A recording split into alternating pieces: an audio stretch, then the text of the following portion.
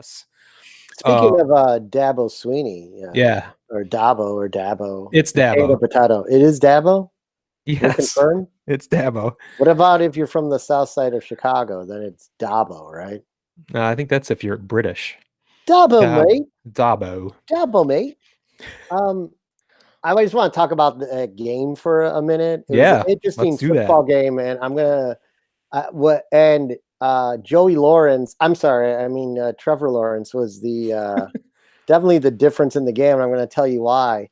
The play and Notre Dame's inability in the three first possession opportunities to be up 21-0 Yeah, and only walking away with 3 points. That's problem one. that's a Problem problem. problem two was stemmed off of problem one. But what was interesting is Clemson ran the same exact play they scored the first touchdown on in game one, but their backup quarterback was unable to throw the pass accurately to the wide open receiver, where Lawrence hit him in stride for the touchdown. And I just laughed on that play because I'm like, I totally remember the same play in the first half of the first time they played. And then I thought to myself, how over the past, Yeah, 9 weeks or whatever, did Notre Dame not not have that adjust. on their radar that when X formation was occurring, that this could be a play? So we should probably have someone back over the top. Now, all that being said, they could have audible to that because they saw blitzes coming and knew they were going to be in man Right. coverage. So, and that was what the play was, and that was the same play they called last time. So, I'm jumping ahead, but Maybe you'll be prepared by the national championship game if you guys both make it. So yeah, maybe. But I'm optimistic that they'll show up a little bit more than they have in the past against Alabama. yeah, But let's talk about your upcoming game. well, I mean, basically, the game against Alabama, because I mean, from what I've seen, it looks like Alabama's a better football team than Clemson.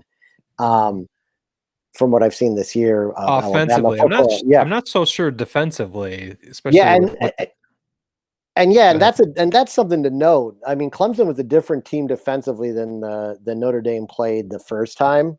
Mm-hmm. And, they only had one additional player on the field that they didn't have last time, which was their middle linebacker. So I don't think that was all the difference. But they definitely had a good game plan after Notre Dame marched down the field 3 straight possessions and only walked away with 3 points. I mean, I knew at that point, like, I did not feel good about the game. On the flip side of that, before we get into the Alabama-Notre Dame game,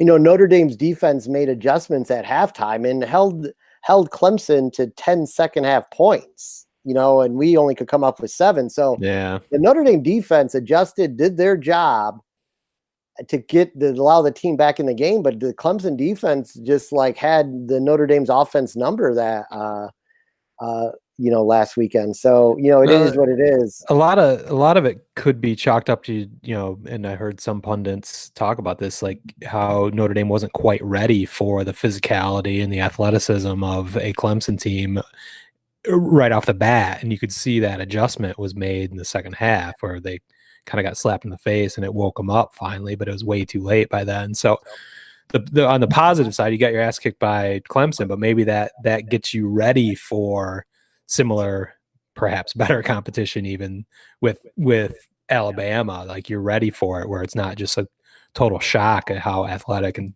fast and physical the game is. So that's one thing you can take going into it. I mean, that experience. I mean, it's tough.